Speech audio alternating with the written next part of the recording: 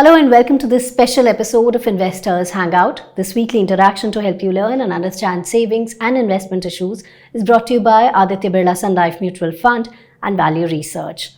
Now, with the World Investors Week being celebrated across the globe, today, here in this episode, we'll tell you how to take a step closer to becoming a confident investor. And how does one do that? Well, we have with us Dhirendra Kumar, who will share his secret recipe with us here today. Welcome, Dhirendra. Thank you. And it is no longer secret because it is almost at the cost of repeating myself. I sound like a stuck record, but I think it is worthwhile. Yeah. It's important. So let's start from the beginning. What, according to you, should an investor do? What are the basics that an investor must remember before, they start investing or while investing? First, he should prepare himself to be an investor. A lot of people do all kind of activity and they claim that they are an investor.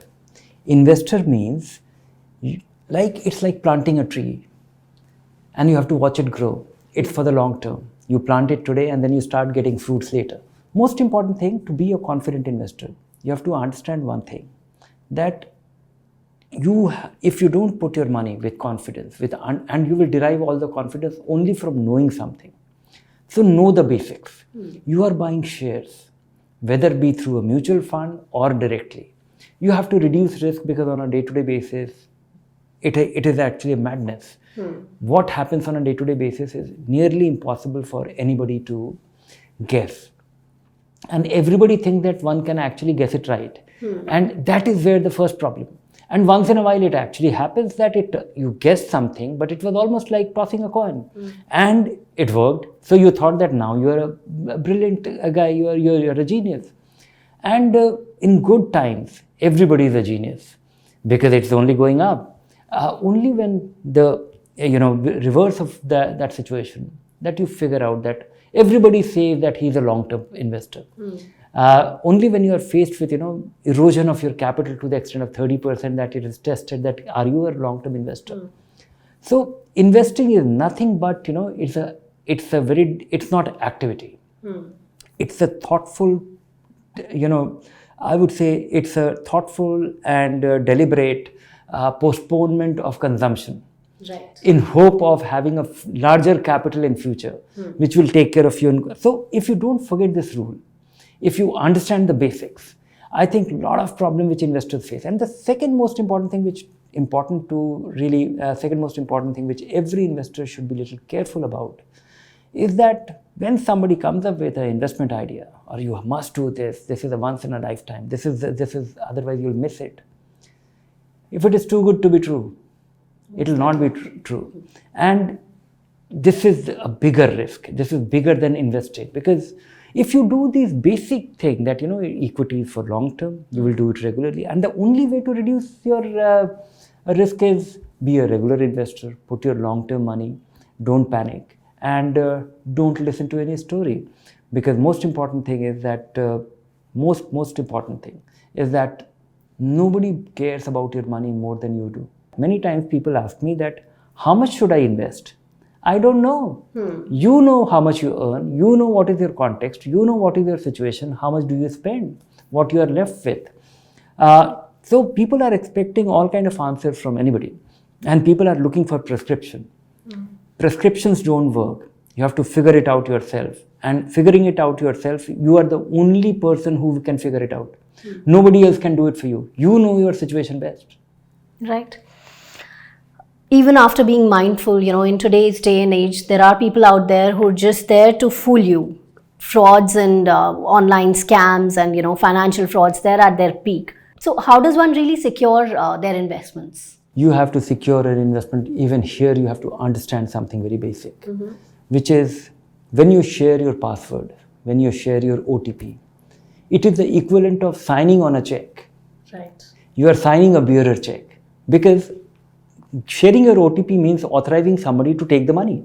And this is the other side of convenience. This is the other side of convenience, and one should actually do some very, very basic learning. What you should be doing. You never share your OTP, never share your password. And if you are so uncomfortable, if you can't really deal with it, don't have it. Because which means that it will be inconvenient for you. You will have to go to the bank to withdraw your cash if at all you need it. But I think it's important to learn because, the life is becoming increasingly difficult. This is the other side of sophistication. Right. All the conveniences which we are getting used to is also creating a new kind of vulnerability which we are not prepared for. So, And now it's not even sharing your OTP, it's just probably clicking on a link.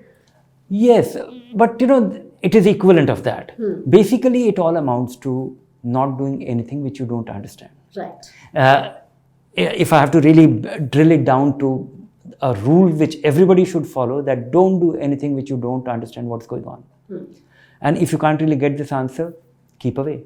Finally, why don't you give out some essential do's and don'ts to build a bulletproof portfolio, a really strong portfolio? A strong portfolio is something where you will have a belief in. Because most of the time it is not the market, it's not the economy, it is not the choice of a vehicle, it is your behavior. Most investors are their own enemy. They behave in a manner, they panic at the wrong time, they behave in a manner which is injurious to them. So for that, you need to really understand. So bulletproofing your investment or your long-term financial future or securing that is a function of, being in the know, because biggest risk comes from not knowing what you're doing. I think any investor needs to do just 5 things all his life and everything will be sorted. First is prepare yourself for investing, which means save, earn, and then get your health insurance. Because any investment plan will go haywire if you fall sick. Right. And if you get hospitalized, it might get derailed for a very long time. Then if you have dependents, buy life insurance, which is called term insurance. You die and your family gets a lot of money. Or you to the extent you have secured yourself or insured yourself. And nothing happens. You're buying protection. You're not making investment. Don't mix insurance and investment. Once you have taken care of these 2 things, then divide your money, all that you are saving. That do you need it in 5-6 years? If you don't need it, you are well poised for equity. Right. And if you're a first-time investor, invest in something which is substantially equity, but not all equity. Because all said and done, equity is a very unpredictable asset in the short run. In the long run, it is a very predictable and rewarding asset.